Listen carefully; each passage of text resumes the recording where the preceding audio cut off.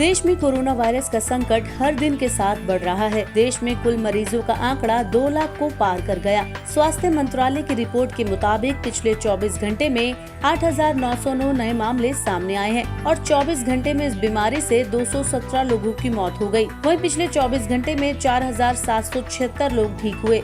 अब देश में कुल मरीजों की संख्या 2,07,615 है। इनमें से 5,815 लोगों की मौत हो चुकी है। राहत की बात यह है कि करीब 50% यानी 1,03,003 मरीज कोरोना से ठीक हो चुके हैं। अभी देश में कुल एक्टिव केसेस की संख्या 1,01,497 है। पिछले कुछ दिनों में मरीजों के ठीक होने का आंकड़ा भी तेजी से बढ़ रहा है, जिसके साथ ही भारत का रिकवरी रेट 48.31% हो गया है।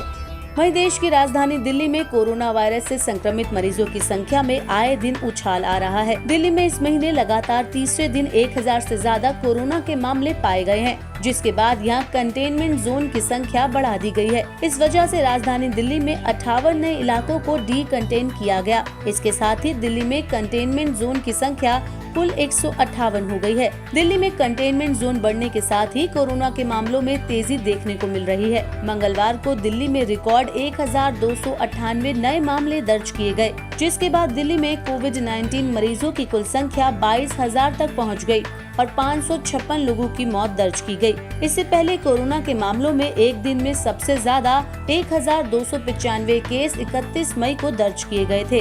कोरोना वायरस के चलते फिल्म इंडस्ट्री का काम भी ठप पड़ा है, जिसे देखते हुए सूचना एवं प्रसारण मंत्री प्रकाश जावड़ेकर ने जून में कोरोना वायरस संकट की स्थिति को देखने के बाद सिनेमा हॉल्स को फिर से खोलने की अनुमति देने का आश्वासन दिया। साथ ही association of film producers, cinema exhibitors और फिल्म इंडस्ट्री के प्रतिनिधियों से वीडियो कॉन्फ्रेंसिंग के जरिए बात की।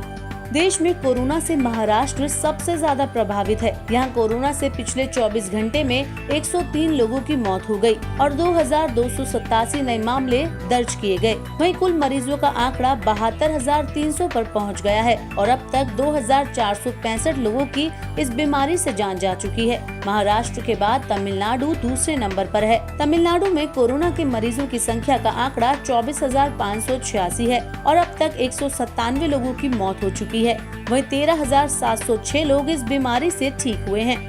देश में कोरोना वायरस से सबसे ज्यादा पीड़ित राज्य महाराष्ट्र में लगातार पुलिसकर्मी भी कोरोना वायरस की चपेट में आ रहे हैं। पिछले 24 घंटे में 47 नए पुलिसकर्मी कोरोना वायरस से संक्रमित पाए गए हैं। राज्य में अब तक कुल कोरोना से संक्रमित पुलिसकर्मियों की संख्या 2,256 हो चुकी है। कोरोना के बढ़ते संकट के बीच भारत के लिए एक राहत की खबर है। भारत में कोविड-19 के मामलों की गिनती 2 लाख के पार पहुंच गई है, लेकिन Indian council of medical research यानी ICMR की वैज्ञानिक डॉक्टर निवेदिता गुप्ता का कहना है कि देश अभी भी पीक से बहुत दूर है। स्वास्थ्य मंत्रालय के संयुक्त सचिव लव अग्रवाल ने देश में कोविड-19 की स्थिति पर ब्रीफिंग के दौरान कहा कि कोरोना के मामले में देशों की जनसंख्या को भी ध्यान में रखना चाहिए। लगभग भारत के ही बराबर आबादी वाले 14 सबसे ज्यादा प्रभावित देशों में कोरोना से 55.2 गुना ज्यादा मौतें हुई हैं और 22.5 गुना ज्यादा मामले सामने आए हैं। कोरोना वायरस के संकट से सबसे ज्यादा अमेरिका पीड़ित है।